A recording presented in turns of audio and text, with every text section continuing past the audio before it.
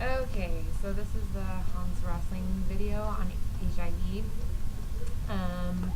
So to start off, I thought it was cool, his little chart that he likes to use. How he said that the epidemic has reached a steady state just in the last 2 or 3 years, and it took 25 years for that to happen, but that doesn't mean that it's necessarily getting better, it just means that it's not getting worse. Which I mean is, I guess, a step in the right direction, but still, like, a long way to go. But, I thought it was cool too how, like, or not cool, but interesting how how Zambia like shot up and then came back down.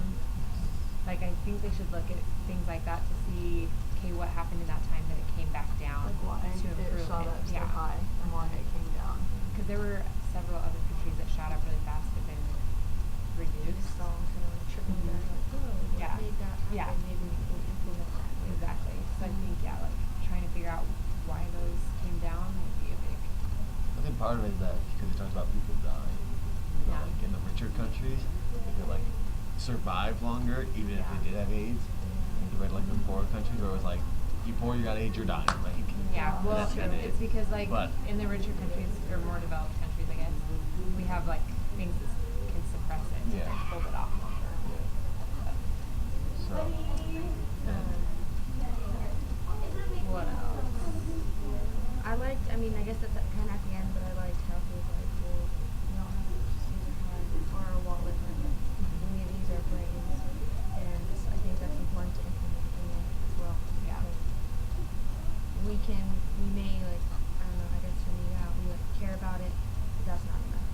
Yeah. We can send them money, but that's not enough. We need to use our heads in order to find ways to help Yeah. us and other countries get rid of this. I think a lot of times you see that and you think, oh my gosh, this is terrible, I'm going to do something to fix it, I'm going to throw all this money at it, I'm just going to sit from home and care about it and put this money into it. But unless we're actually coming up with an active thing to fix it, then, but actually thinking of a solution rather than just throwing money at it and acting like we care, then it's not really going to do a whole lot. yeah, I thought it was interesting that they talked about, because a lot of times we think like, oh, poorer countries will have AIDS more, because poor people have AIDS.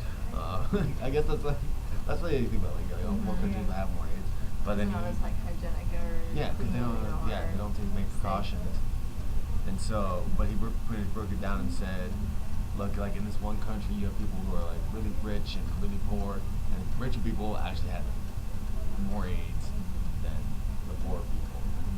because they don't think that it'll happen to them. I feel like.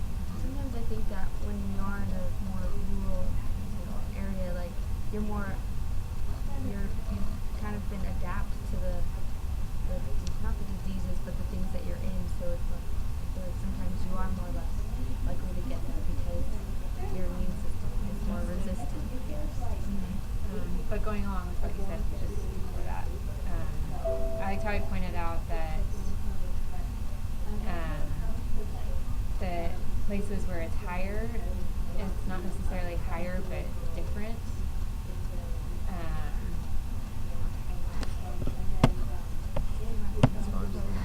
Oh. Okay. Anyway, it's different, so it's like not respectful or clever, he said, to think that just because it's Africa, it's an acceptable thing. Like, Yeah. that's not. And like social everywhere. Yeah, it's not okay to think like that. And I also liked how he pointed out, we usually think it's because of war or poverty or whatever, but that's not necessarily the leading cause. I mean, they all obviously play a part, but and he was saying it's like currency. I don't really understand what he was trying to say there, but I think it might not be what we always think it is, and it has a lot of factors. I don't think it's just necessarily one thing that leads to high rates. I think it's a combination of a lot of things. But, I don't know. It's sad and it's frustrating to like look at it and be like, okay, we know that there's this terrible thing going on, but like, how do you solve it and what do you do to fix it? So. I think it's interesting the places with like the highest AIDS are the places that have like the highest percentage in rate.